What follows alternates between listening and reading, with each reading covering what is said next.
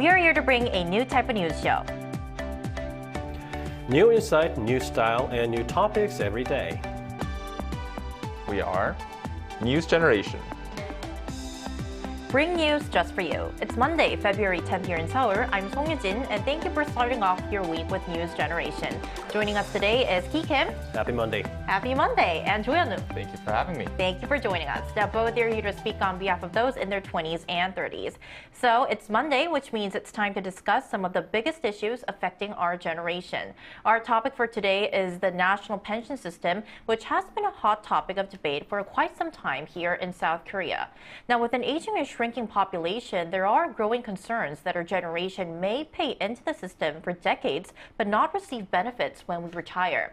And another reason the pension system is in the spotlight is that Korea is set to push for more changes or reforms in the future.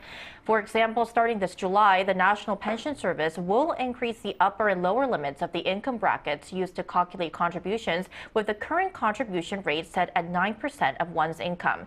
So if someone earns more than the upper limit, their pension contributions will be calculated as if they earned that upper limit, which has now been raised to 6.7 million Korean won. And similarly, if someone earns less than the lower bracket, their pension contributions will be based on a minimum income. And this has also been raised slightly to 400,000 Korean won, and this will take effect from July. Now, with that being said, today we'll break down Korea's pension system, the debate surrounding it, and what potential solutions exist to this controversy. So we're going to start off with the basics. Ki, how does South Korea's national pension system work specifically? Well, you pretty much explained what's going on with the pension system right now, but the national pension system is run by the government, and for those seniors who cannot continue working to earn income, or for those who are badly injured or ill, who are unable to make money, the system provides the minimum basic living standard based on the pension paid. So we pay a pension, and normally a portion of the income is automatically subtracted from the salary unless you're a freelancer. In my case, I'm a freelancer, so I pay as a local subscriber, but for those who work for the company covers the half. And the system started in the 1960s for the government officials, and it's been expanding since then. Now everyone under the age of 60 are subject to the national pension system. The government announced a reform of the system at the beginning of the unit administration, and the National Assembly is still discussing and working on how to properly reform the system. Right, so as Ki mentioned, there has been a little progress when it comes to agreeing on what kind of reforms will be made to the national pension system, because the two main parties have been failing to narrow differences. The only thing that they agreed on last year was raising the contribution rate from 9% to 13%, but this still hasn't been finalized. So it seems that both parties are shifting towards reform. Then Hyun-woo, why have there been increasing calls for pension reform here? Yeah, these calls have emerged as Korea has formally become a super age society where more than 20% of its population are now those 65 or older, and birth rates are still at critically low levels, as many know. At this pace, that means that the number of recipients will only continue to rise, in contrast to the number of subscribers decreasing, which is why a lot of young adults, including myself, worry that the pension will be depleted before being able to receive any of its benefits. As someone in their early 20s myself as well, I feel like my financial burdens will only continue to grow as I start working in the future, which is why I understand and see why some have described it as a sort of ticking time bomb or Ponzi scheme, where the costs of pension are disproportionately larger the younger you are. Right, so you think that the biggest problem or concern here is that we're seeing the number of subscribers paying into the system declining, while the number of recipients is increasing due to an aging population. So we're now going to take a look at the general public consensus. So how do Koreans feel about this current national pension system, and is there a consensus, or would you rather say that the public opinion is divided? Well, I would say it's a bit divided. So let's take a look at the screen to find out where Korean people are leaning toward. And according to the Korea Institute for Health and Social Affairs, we've had 45% asking to raise the pension age, 11% said we should pay more pension, and another 11% said we should receive less pension, and about 33% said we should maintain the current standard. So I would say 2/3 of Korean people believe there needs a change change in national pension system. Right, so more than half of the nation's population is for the pension reform.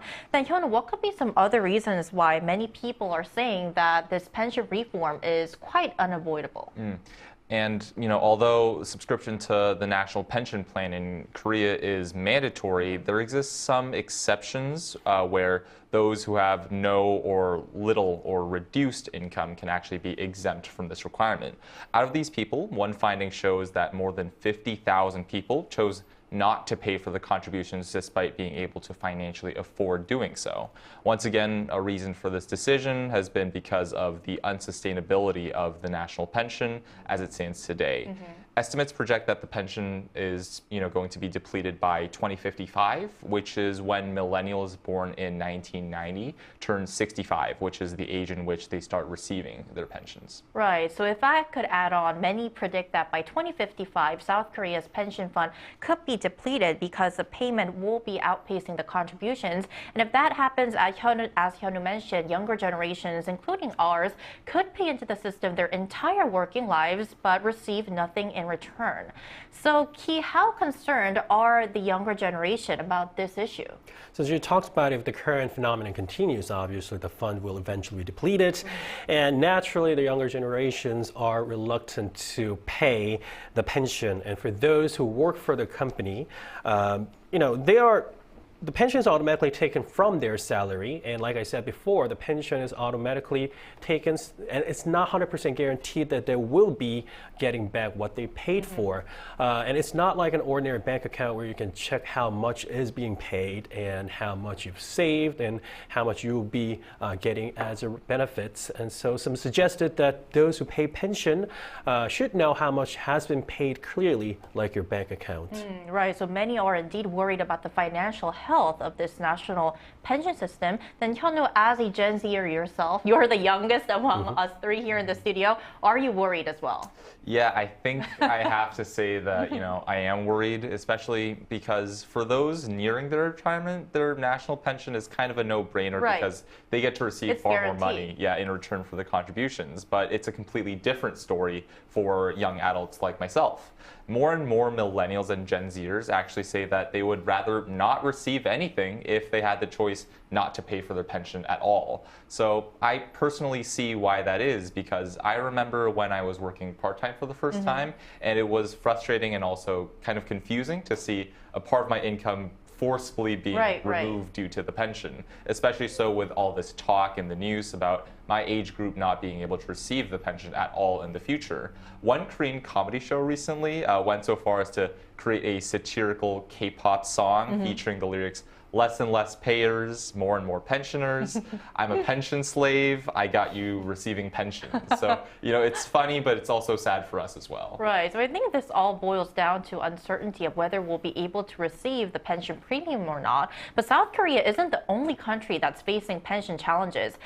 Take France, for example. There were mass protests after the French government in 2023 raised the retirement age from 62 to 64 and increased the required contribution period to 43 years. So as we're talking about France, after the break, we'll be joined by a French journalist to hear more about how pension reform has played out there.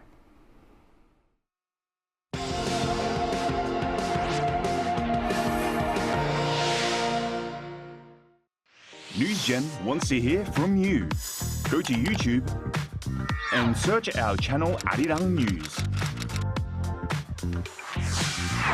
Click Community and leave a comment down below. Make a new type of news with us. So today we're pleased to welcome Chloe Bourgnon, correspondent for France 24, to the show. Welcome, Chloe. Hello, thank you for having me. Thank you for joining us. So, Chloe, we previously mentioned that the 2023 pension reform in France sparked mass protests across the country. So, could you first walk us through the key arguments both for and against the reform? Yeah, so the main change that happened with that reform was that the legal age to get retired was raised by 2 years. So it was raised to 64 years old. It was 62 years old before, was already raised in 2010. So the one who were for this change and for this reform, the French president, Emmanuel Macron being the first one, they are saying that it was to save the current system because it's the system as in Korea where workers are making contribution for the retired. You're not making it for a private fund.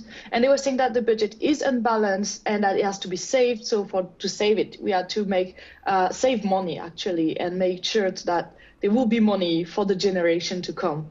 The one who are against the reform, they say that according to economical provisions, the system is unbalanced, but is supposed to get better in 20, 30 or more years. But they say that according to those provisions, there was no need to touch the system, and it will be balanced by itself again. So it was no emergency. And the second thing is the government made the choice with that pension reform to try to get everyone to the same universal pension, because currently in France we have a lot of different regimes depending on some specific work fields, mostly the ones who have the most difficult working condition.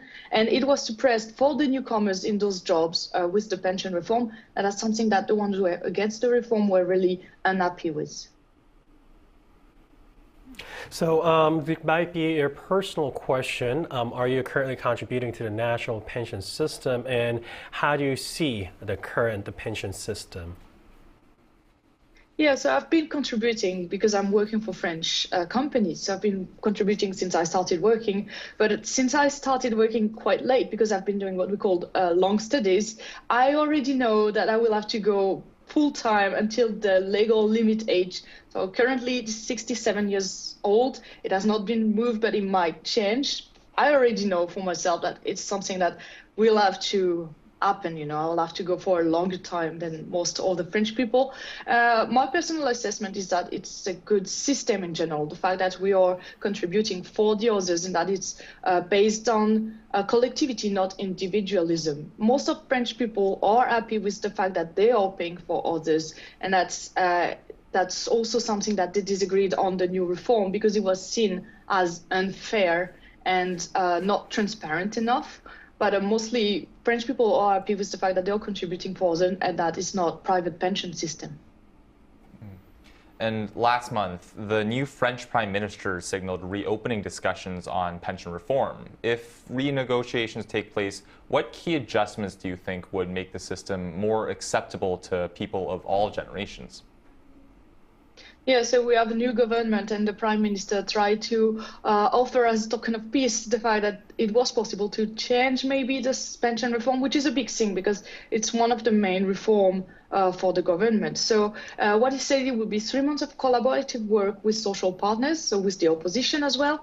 And he said that what has to be done is try and come up with a new reform that will be able to save the system, so make money economies, and in the same time that can be seen as fairer socially. So for it to work, I think there is a few things. So first of all, it has to be done has to be transparent. The Prime Minister asked the French Cour des Comptes, so Court of Accounts, it's a financial administration court.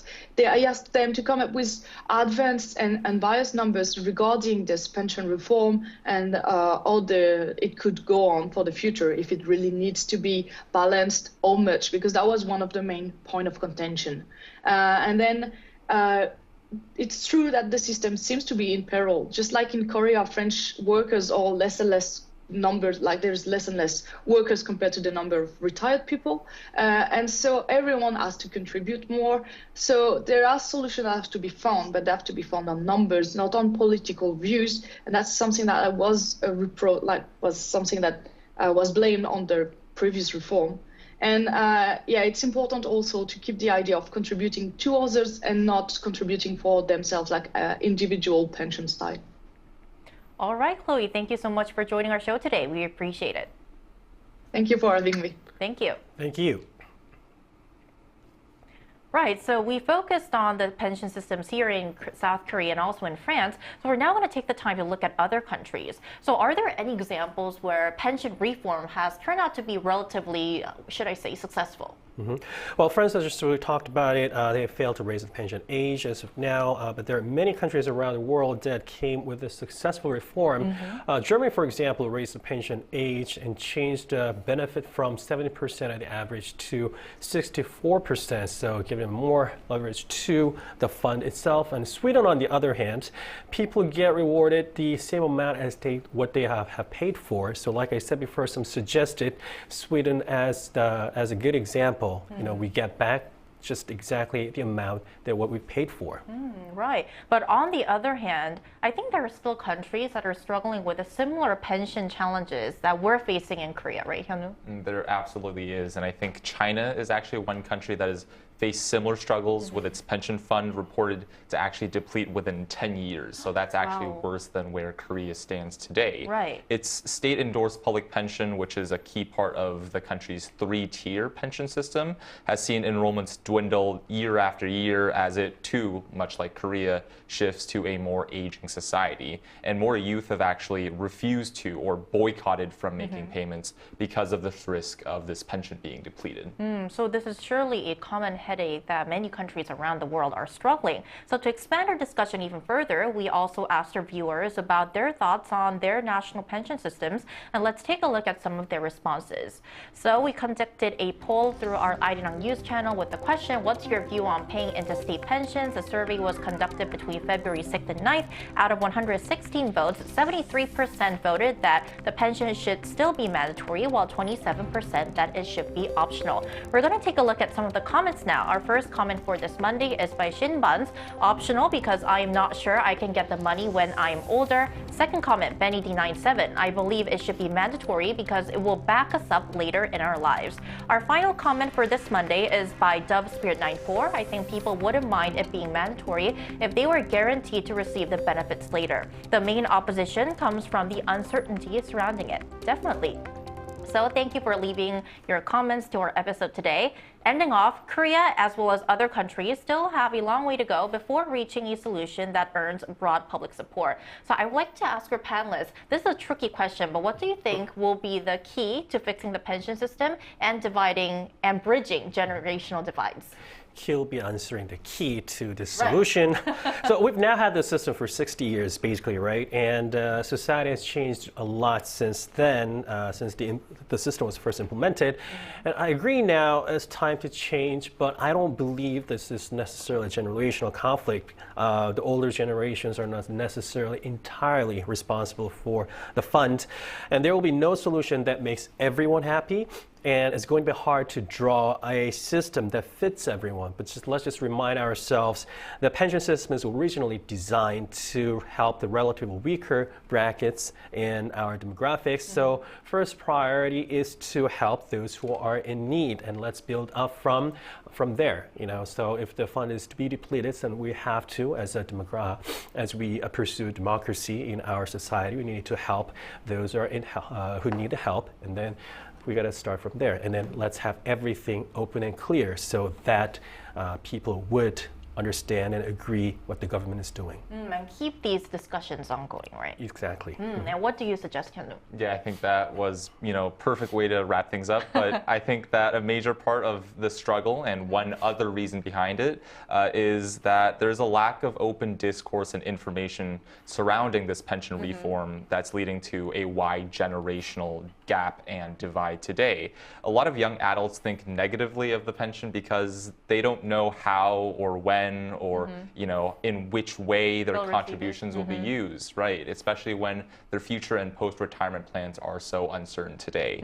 So as someone who will hopefully be joining the workforce in the future, I do think that the pension system is in some ways and in many ways necessary so that the elderly, which will include all of us at some point, no matter how long it may seem today, get to enjoy a financially secure and stable life in the future. So talking with a lot of these experts and talking how France has kind of struggled and kind of worked through pension reform as well, I hope that we can move beyond political and generational rivalry to find a middle ground that reflects Korea's demographic changes today as well. Right, so hope we can see more candid and fruitful discussions so that we can see the pension system becoming more sustainable and equitable at the same time.